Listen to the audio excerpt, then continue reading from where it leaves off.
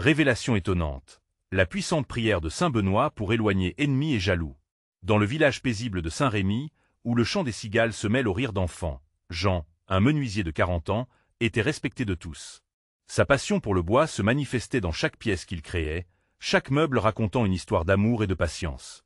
Mais tout cela allait basculer. Avant l'été, lorsque la chaleur du soleil réchauffait les âmes, une rumeur insidieuse s'était glissée entre les murs en pierre. Jean était accusé de vol par un concurrent jaloux, et cette trahison tremblotait comme un écho à travers le village. Le cœur lourd, Jean réalisait que l'adversité se cachait non seulement à l'extérieur, mais aussi dans les regards de ses amis déhantants devenus méfiants. Comment une telle monstruosité pouvait-elle lui arriver? Il se voyait déjà se faire traiter d'imposteur, son rêve de menuisier anéanti par des mots infâmes. La confiance de sa famille, son havre, vacillait, et Jean se sentait piégé dans un tourbillon de désespoir. À la maison, la douceur de Marie, sa femme bien-aimée, et les rires de Lucie et Thomas résonnaient, mais ils n'apaisaient pas l'angoisse qui pulsait dans sa poitrine. Comment pouvait-il leur faire face en sachant que le mal se propageait comme un poison, menaçant d'infecter leur bonheur? Les soirées de prière silencieuses prenaient une nouvelle dimension, et au cœur de cette tourmente, il se remémora une conversation avec Pierre, son vieil ami de guerre. Pierre lui avait révélé le secret de saint Benoît, une prière puissante pour éloigner les ennemis. « Mets ta foi en cette prière, Jean, elle peut déplacer des montagnes », avait-il dit avec conviction. En l'écoutant, un éclair d'espoir illumina son esprit tourmenté. Inspiré, Jean décida de rassembler sa famille pour méditer ensemble chaque matin cette prière sacrée, espérant alors que la lumière divine dissipe les ombres écrasantes qui les entouraient. Avant de continuer, je dois vous avertir de quelque chose d'important qui se passe. YouTube a fait des changements dans le système et beaucoup de personnes perdent les notifications des chaînes qu'elles suivent. Si vous aimez le contenu, cliquez sur la clochette et marquez « Toutes les notifications » pour ne pas rater les prochaines vidéos. Et si vous pouvez laisser un like, ça m'aide énormément avec la portée sérieusement. Ça fait la différence. Ah, dites-moi dans les commentaires d'où vous regardez. J'ai toujours la curiosité de savoir qui est de l'autre côté de l'écran. Maintenant continuons. Le jour tant redouté approchait, et la tension au village était palpable. Lors d'un rassemblement au tavernier, Jean fit face à ses accusateurs. Les murmures s'élevaient comme un vent furieux, un chant sinistre de méfiance et de haine. Les visages familiers, un à un, s'étaient mués en ombre, trahissant une amertume qu'il n'aurait jamais cru possible. Cœur battant, il comprit que l'heure de vérité était là. En cet instant, c'est son fils Thomas, innocent mais au regard déterminé, qui brisa le silence. Avec une voix tremblante mais ferme, il plaida la sincérité de son père. Cette déclaration inattendue frappa l'assemblée. La puissance des mots du jeune garçon touchait au cœur même de l'injustice. Le souffle coupé, Jean réalisa que l'union de leur famille était un rempart contre les cruautés du monde extérieur. Il savait maintenant que même dans la tourmente, l'amour pouvait briller comme un phare dans la nuit, prêt à illuminer les ténèbres du doute. Mais quelle vérité attendait-il encore dans les ombres de cette confrontation? L'issue demeurait incertaine, mais l'espoir, comme le chant d'un coq au lever du jour, était en train de germer. Le silence dans la taverne était devenu insoutenable. Les regards tournés vers Jean, imprégnés de jugement hâtif, pesaient comme des pierres. Les murmures, semblables à des serpents, s'enroulaient autour de sa poitrine, elle étouffant. Mais une force nouvelle, nourrie par la foi en cette prière sacrée, faisait grandir un sentiment de détermination en lui. Thomas, encore frêle des âges, avait posé les mots de la défense là où, pour des adultes, le doute aurait pu se frayer un chemin. Jean se tourna vers lui, son cœur débordant de gratitude et d'amour. Dans les yeux de son fils brillait une lumière d'innocence, mais aussi une force insoupçonnée. « Merci, mon petit. Ta voix est un écho de vérité. » murmura-t-il, sentant une chaleur indescriptible l'envahir. Les murmures cessèrent un instant. Jean, serrant les poings dans ses poches, s'avança un pas. Les mots lui brûlaient les lèvres. C'était le moment, malgré la peur qui grondait dans son ventre. Ce que vous voyez, ce que vous croyez, cela n'est qu'un reflet déformé par la jalousie. Je hais n'ai rien volé, je t'ai n'ai jamais trahi. Sa voix résonna dans la pièce, une déclaration d'authenticité qui, pour un instant, redonna du poids à ses paroles. Marie, dans la foule, sentit les larmes lui monter aux yeux.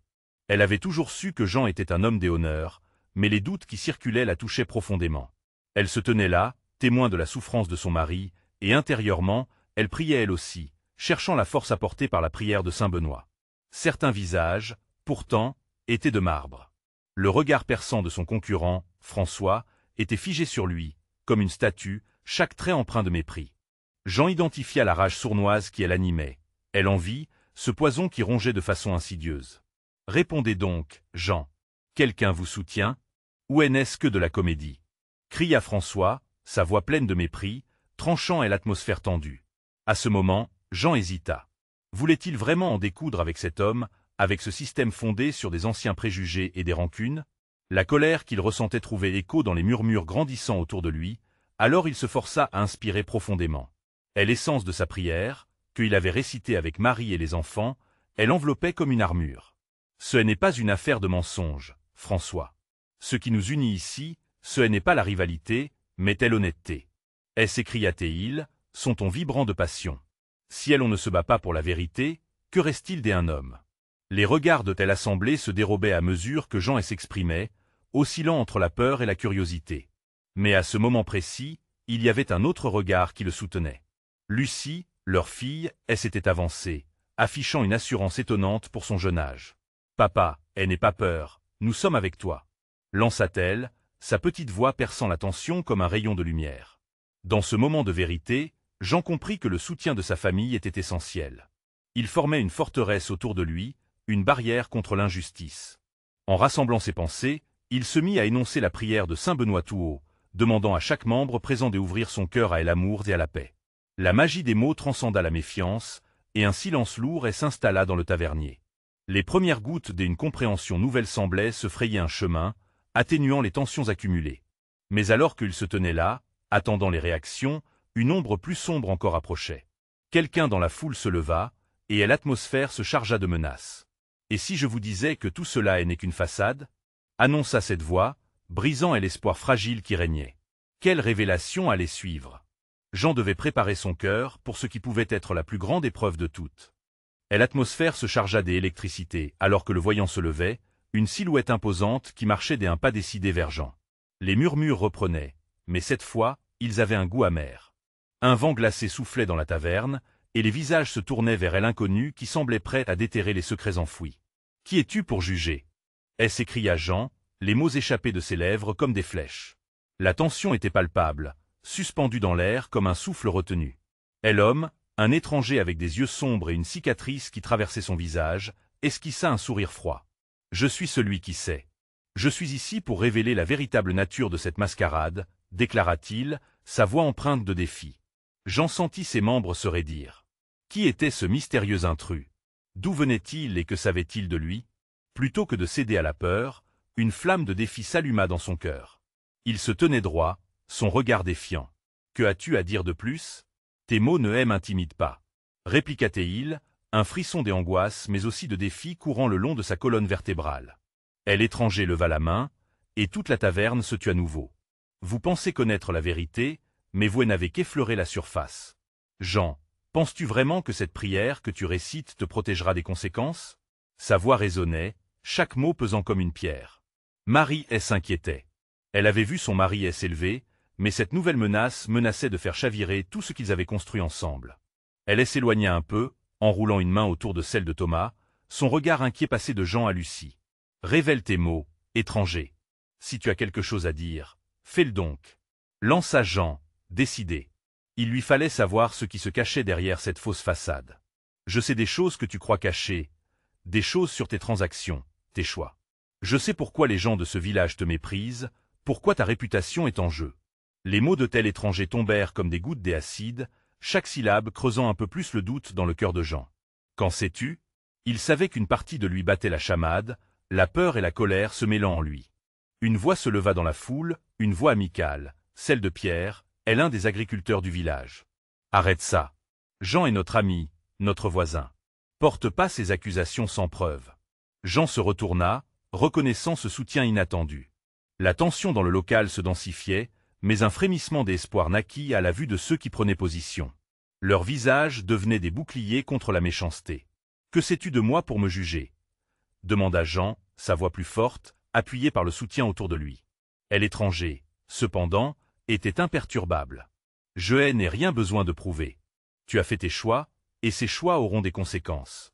Que la lumière que tu pries guide ton chemin, car elle ne suffira pas à cacher la vérité. » Jean, en sueur, sentit son cœur s'emballer. Que lui avait-il caché? Quelle vérité lui échappait encore? La prière de saint Benoît résonnait dans son esprit, Mais comment pouvait-il prier pour la vérité tout en étant englouti dans l'ignorance?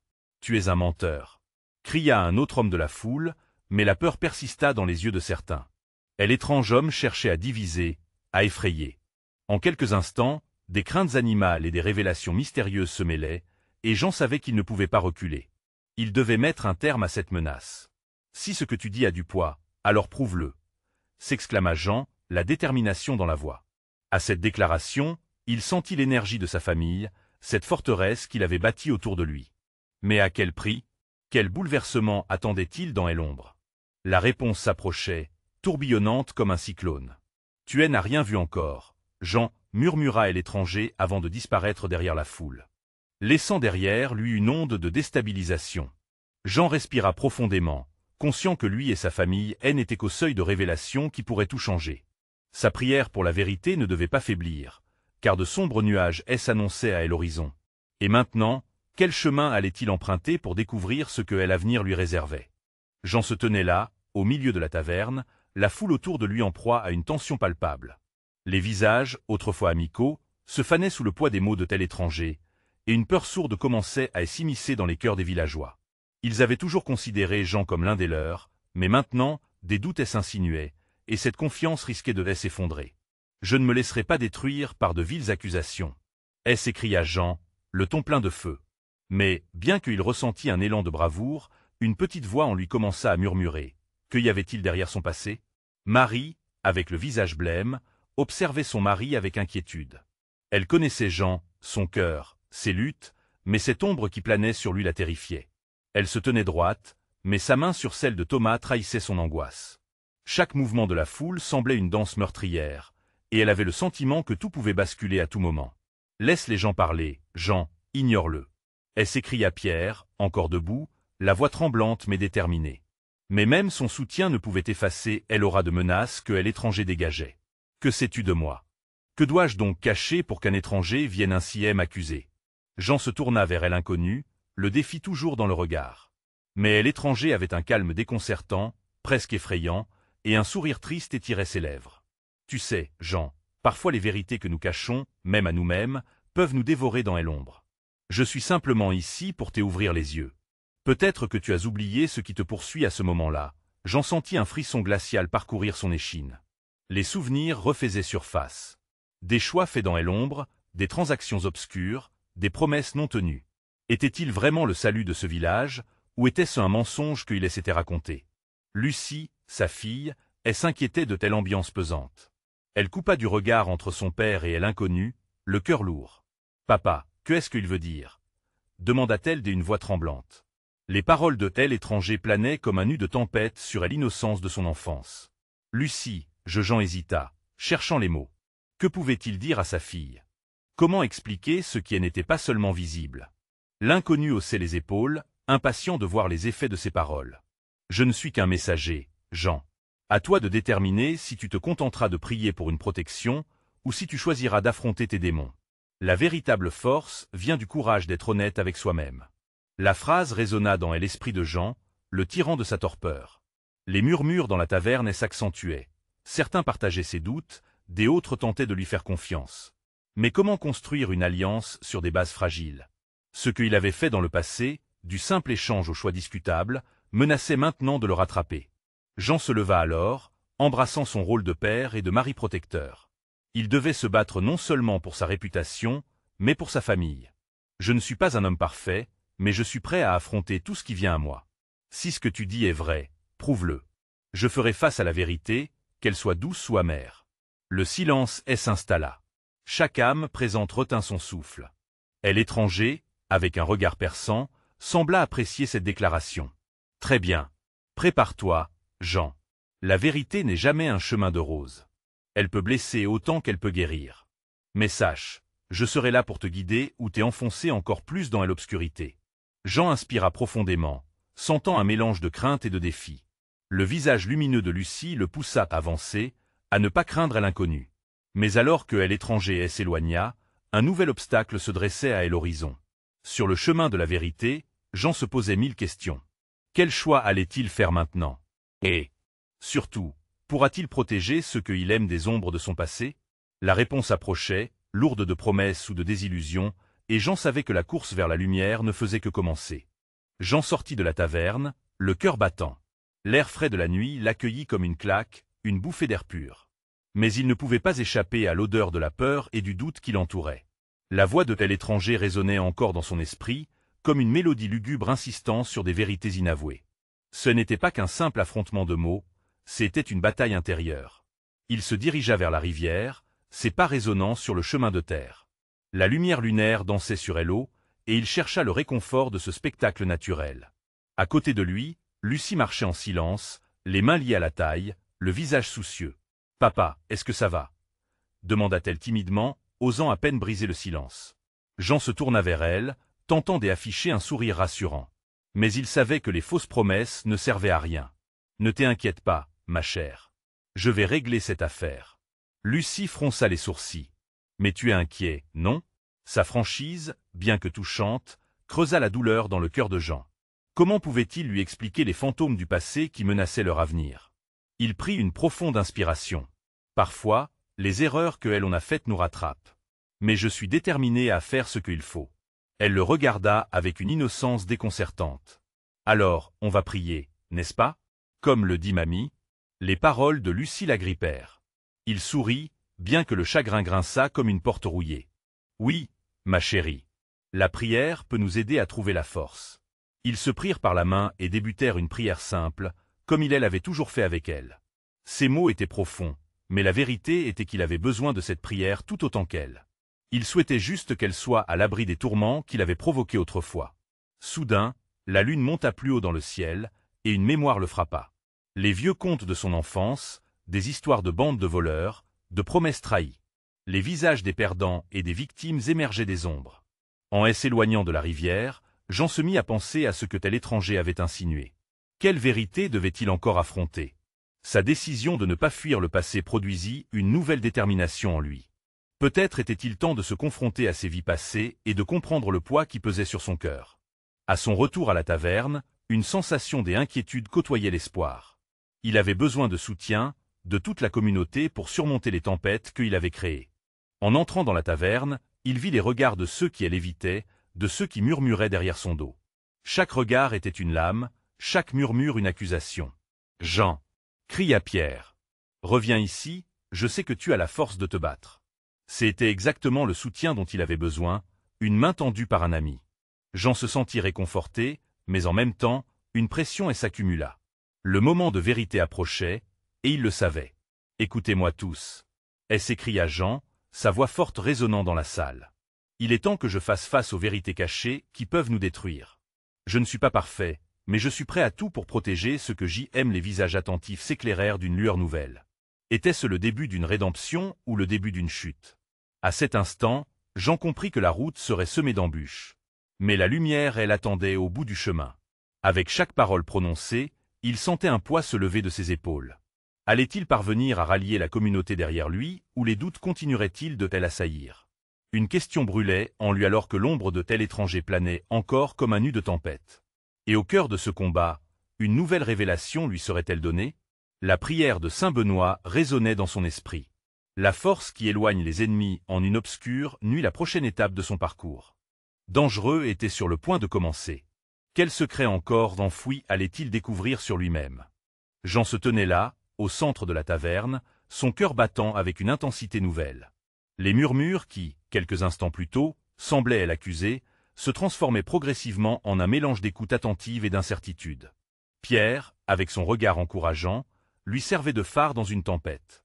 Jean se mit à réfléchir à ces mots, à comment ils résonnaient déjà dans cette atmosphère chargée d'émotions. « Vous vous souvenez de moi, n'est-ce pas » commença-t-il, sa voix tremblante mais déterminée. « Il y a quelques années, j'y étais là, plein de promesses et d'espoir. J'y ai failli. J'y ai laissé les ombres du passé guider mes décisions. » Il fit une pause, cherchant des yeux le soutien de Lucie, sa petite fille qui, du fond de la salle, lui lançait un regard à la fois fier et inquiet. J'y ai été entraîné par des choix égoïstes, par la peur de la vérité. Mais aujourd'hui, je me tiens devant vous, prêt à dévoiler ce que j'y ai caché si longtemps. Sa voix s'élevait, emplie d'une passion qu'il n'avait pas ressentie depuis des années. Les visages autour de lui, au départ incertains, exprimaient désormais une curiosité palpable. Les rumeurs qui circulent ne sont que le reflet de mes propres erreurs. Je ne vous demande pas de me pardonner, pas encore. Je vous demande de me donner l'opportunité de me racheter. Jean sentit un frisson parcourir son échine alors qu'il prononçait ces mots. Était-il vraiment prêt à affronter sa vérité, à se dévoiler entièrement? Les verres tinrent sur la table, créant une légère mélodie qui exprimait une tension croissante. Dans la foule, Armand, un homme dont le visage était marqué par la méfiance, s'avança. « Et pourquoi devrions-nous te croire, Jean? La dernière fois, tu as trahi notre confiance. » Chaque mot d'Armand était une flèche, mais Jean était décidé à encaisser chaque coup. L'inquiétude de Lucie, son amour pour elle, lui donnait la force d'avancer. « Parce que je ne veux plus être cet homme, » répondit-il, sa voix à présent rauque. « Je porte ce fardeau depuis trop longtemps. Que faire pour prouver que je suis prêt à faire amende honorable? » Un silence pesant envahit la salle. Les regards se croisaient. Certains semblaient émus, d'autres encore pleins de colère. Jean s'interrogea sur le prix de la rédemption. Était-il trop tard pour le bonheur, pour la paix, pour sa petite fille? Les battements de son cœur devenaient presque assourdissants dans cette tension palpable. Il se remémora la prière de saint Benoît, une source de force qu'il avait oubliée dans ses combats personnels. « Je veux vous assurer que cette prière sera mon guide. Je souhaite utiliser cette lumière pour éclairer mon chemin, pour porter secours à ceux que j'y ai blessés. » En prononçant ces mots, une douce chaleur l'envahit. Dans un geste de défi contre ses propres démons, il se redressa et se tourna vers la fenêtre, laissant la lueur lunaire caresser son visage. Avec une détermination nouvelle, il ferma les yeux et commença à murmurer la prière. La taverne, battue par les échos incertains, se remplit d'un silence sacré alors que Jean laissait la magie de ces mots le transporter. Et l'atmosphère changea, une palpable sensation d'énergie l'entourant. Qui sait ce que cette prière allait déclencher? Qui sait si la communauté allait lui accorder ce pardon tant désiré? Mais alors qu'il ouvrait à nouveau les yeux, prêt à embrasser l'avenir, un coup de tonnerre retentit dans le lointain. Son regard s'assombrit, frappé par la réalité que ses démons, bien qu'assoupis, n'avaient pas disparu. Et dans cette brume d'incertitude, il se demanda quelles conséquences ces balles de vérité allaient-elles engendrer? La séparation entre le passé et le futur serait-elle perpétuelle, ou pourrait-il changer le cours de leur vie? Alors que l'orage menaçait d'éclater, une nouvelle question se levait dans son cœur. Était-il suffisamment fort pour affronter ce qui venait? Les révélations, désormais, devaient être confrontées. Que ferait Jean lorsque les vérités viendraient frapper à sa porte? Jean rouvrit les yeux, ressentant un frisson de détermination qui traversait son être. La lumière lunaire dansait à travers la fenêtre, illuminant son visage marqué par l'angoisse et l'espoir. Son cœur battait encore à tout rompre, mais il savait que cet instant était crucial. La tension dans la taverne était palpable. Les murmures s'étaient apaisés, laissant place à une attente chargée d'émotions.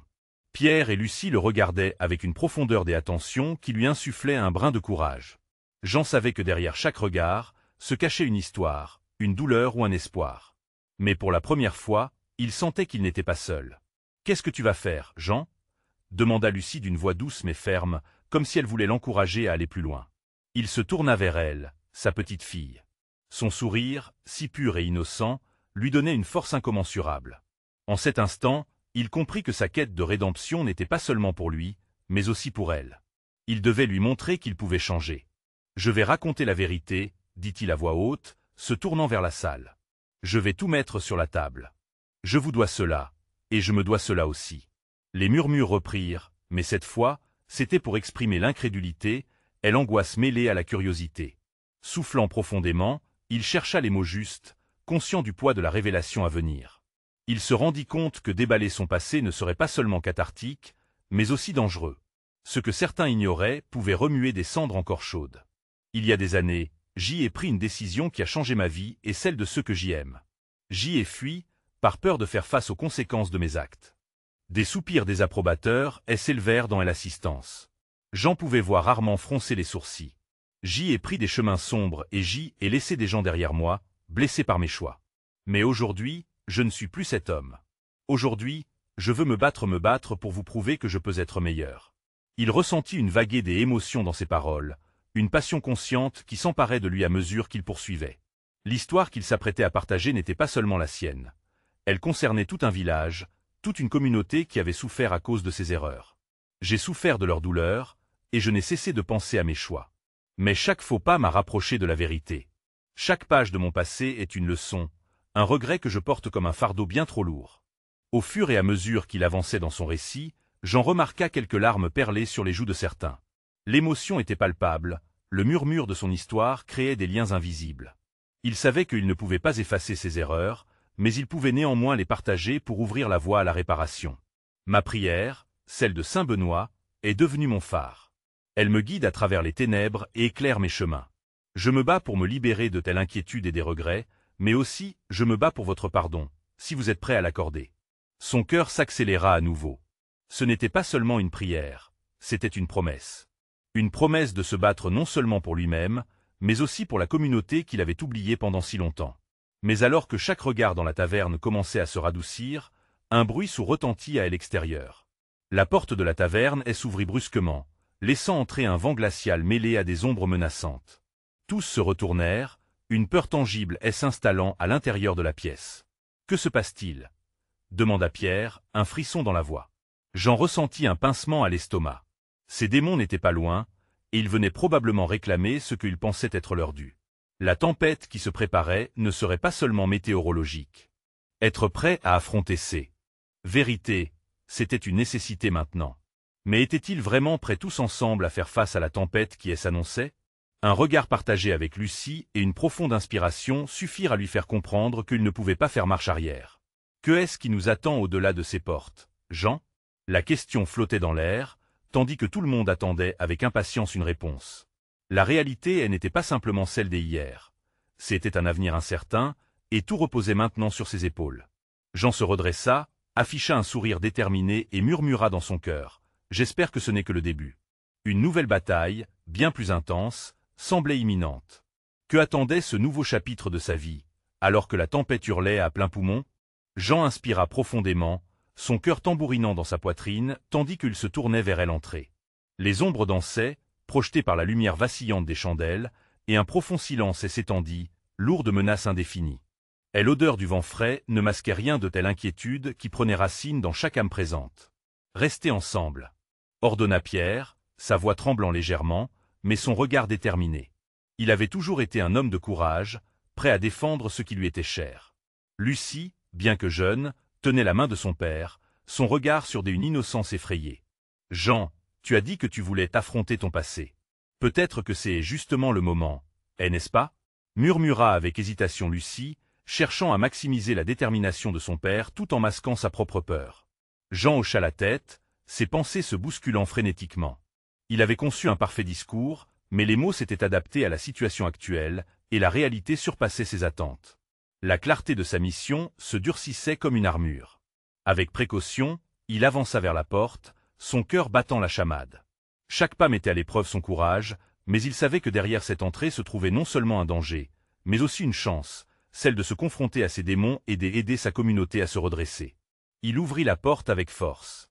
Le vent glacé s'engouffra dans la taverne, apportant avec lui une atmosphère de menace imminente. À l'extérieur, une silhouette émergea de l'obscurité, s'approchant lentement, presque furtivement. Les visages des villageois s'éclairèrent de tension, leur regard rivé sur l'étranger. Et l'homme s'arrêta à quelques pas d'eux. Ses yeux brillaient d'un éclat sinistre, et Jean pouvait sentir son regard peser sur lui comme une ombre. C'était un visage qu'il reconnaissait, celui d'un homme qui faisait partie de son passé. Il s'appelait Gérard, un ancien complice dont l'existence entière avait été tissée de secrets et de trahisons. « Jean, tu penses vraiment pouvoir échapper à ce que tu es ?» demanda Gérard d'une voix froide, faisant trembler l'atmosphère dans la taverne. « Tu as fui, mais tes fautes te suivent. » Une montée de colère et d'angoisse submergea Jean, mais il s'avança, défiant la peur qui lui serrait le ventre. « Je suis prêt à affronter mon passé. Je cherche le pardon, et je ne me cacherai plus. » Gérard éclata d'un rire sarcastique, un son qui résonnait comme un cri de défi. « Le pardon? Tu parles de pardon alors que tu as abandonné tant de gens en cours de route? Tu es un lâche, Jean, et tu le sais. » Les murmures de la taverne redoublèrent, et Jean sentit les regards se porter sur lui. La peur et la culpabilité couvaient dans le cœur de chacun. Mais comment prouver à sa fille, à Pierre, et à tous ces visages anxieux que le changement était possible? Rassemblant tout son courage, il posa les mains sur ses hanches et fixa Gérard dans les yeux. « Je ne suis plus cet homme. » À cet instant, il savait qu'il devait faire plus que simplement affronter Gérard. Il devait leur montrer, à eux tous, que chaque jour était une occasion de se relever, de se battre pour un avenir meilleur. Une idée germa en lui, imprégnée d'une conviction profonde. « Écoutez, Tout le monde. Ce que je fais aujourd'hui n'est pas seulement pour moi. C'est pour nous tous. Je veux que nous nous unissions, que nous apprenions à pardonner. Gérard, si tu es ici pour me défier, sache que je ne fuirai plus. Je me bats non seulement pour moi, mais pour notre communauté. Le silence tomba à nouveau, laissant place à l'écho de ces mots. Une tension accrue s'infiltrait dans l'air. Lucie, au fond de la pièce, regardait son père avec admiration, mais un mélange d'inquiétude. Jean savait qu'il devait agir vite. Mais au moment où il s'apprêtait à continuer, Gérard esquissa un sourire, comme si un plan sournois se tramait derrière son regard. La menace, elle n'était pas encore apaisée. Parfait. Alors, voyons si tu es vraiment prête à affronter ce qui t'attend. Prépare-toi, Jean, le jeu ne fait que commencer. Jean se sentit piégé dans une toile de dilemme. Était-il prêt à affronter non seulement ceux qu'il avait blessés, mais aussi les peurs qui sommeillaient en lui? Quelle tempête gérait-il en réalité? La question brûlait sur ses lèvres, prête à être formulée. Quel serait le prix de sa quête? Quel sacrifice devrais-je faire? Et tandis que la tension atteignait son paroxysme, le destin de Jean et de sa communauté se tenait sur le fil d'un moment décisif. Jean sentit une sueur froide couler le long de son dos, alors que la menace planait au-dessus de lui comme un nu sombre. Le sourire de Gérard, empreint d'un cynisme calculé, ne faisait qu'accroître son angoisse. Les murmures des villageois semblaient se fondre en un bourdonnement sourd, amplifiant chaque battement de son cœur. « Qu'est-ce que tu veux dire par là, Gérard » réussit-il à articuler, sa voix résonnant comme un défi, malgré la tremblante de son être.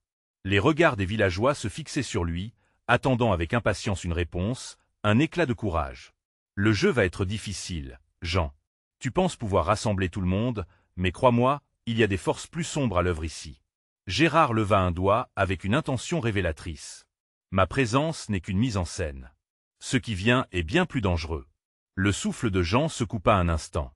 Dans sa tête, il faisait défiler tous les souvenirs de ses erreurs passées, les visages déçus.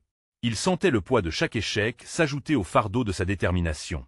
Cette confrontation n'était pas seulement personnelle, elle touchait chacun des personnes dans la taverne, celles qui avaient souffert de son silence, de son absence. « Je suis prêt à me battre, à faire face à mes erreurs, Gérard. Est-ce que tu es prêt à voir ce que la vraie force signifie ?» En prononçant ces mots, Jean savait qu'il prenait un risque. Cela le mettait en ligne de mire pour des représailles potentielles, mais il ne pouvait plus reculer. Dans la foule, Lucie observa son père, fière mais inquiète. Elle leva doucement sa petite main, comme si elle pouvait s'immiscer entre lui et l'ombre de Gérard. « Papa, je crois en toi. » Ces mots touchèrent Jean en plein cœur.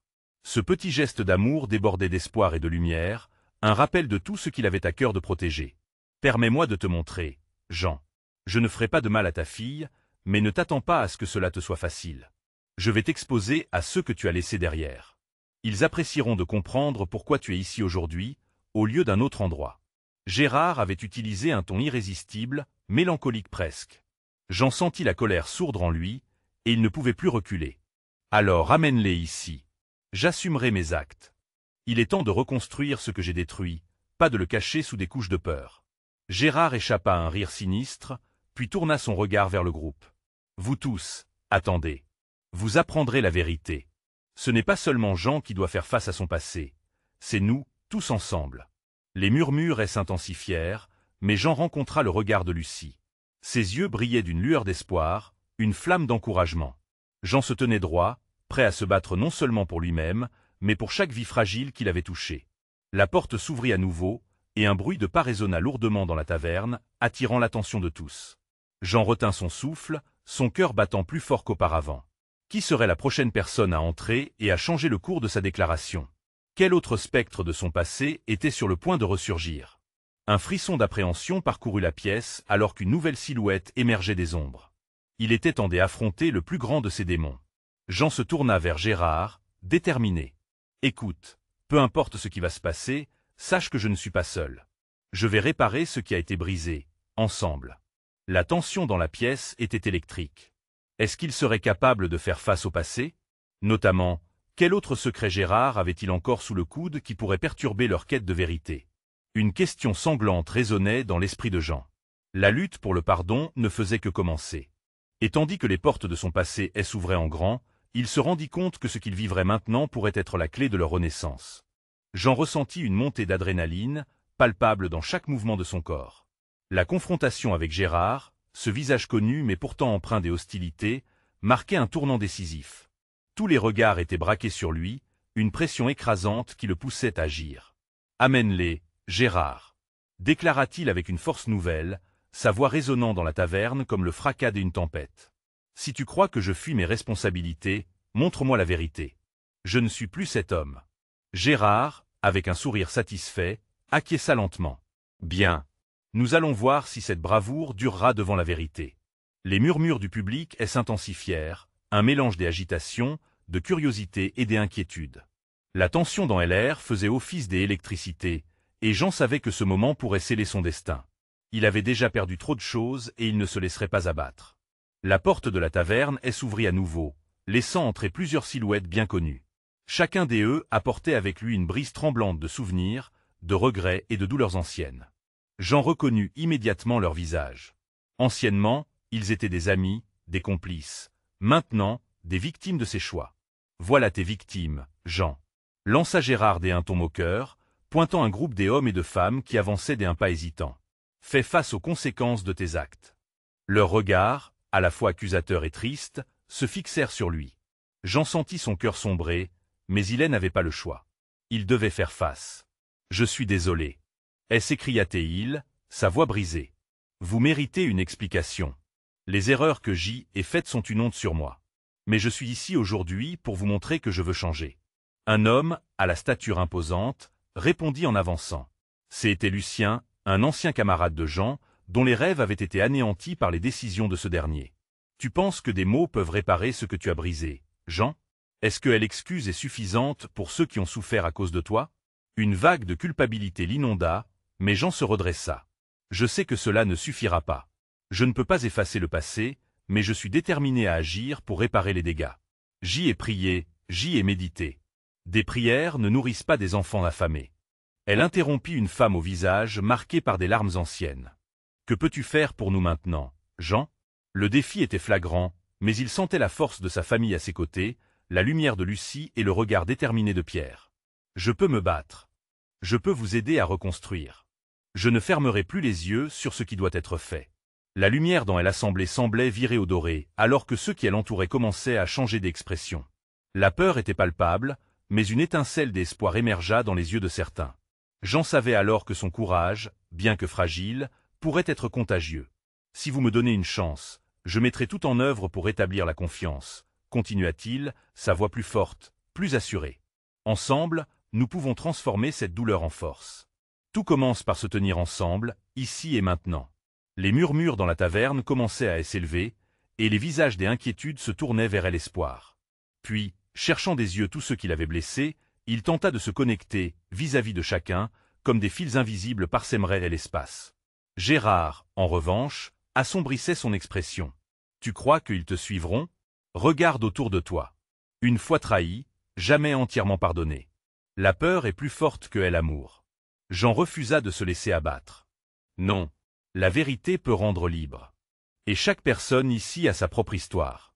Regardez. » Il pointa vers Pierre, dont le visage s'était adouci. « Il m'a toujours soutenu, malgré mes erreurs.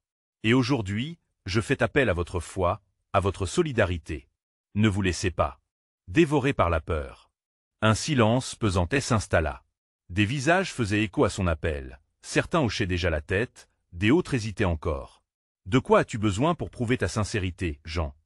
demanda alors Pierre, brisé par le moment mais résolu à discerner la vérité. « Je veux mettre sur la table tout ce qui a échoué, je cherche une voie ensemble, » répliqua-t-il avec le cœur en feu. « Je vous demande non pas de croire en moi, mais en ce que nous pouvons tous devenir. » Les premières larmes de Lucie coulèrent sur ses joues, non pas de tristesse mais d'espoir, alors qu'elle se tenait là, fière de son père.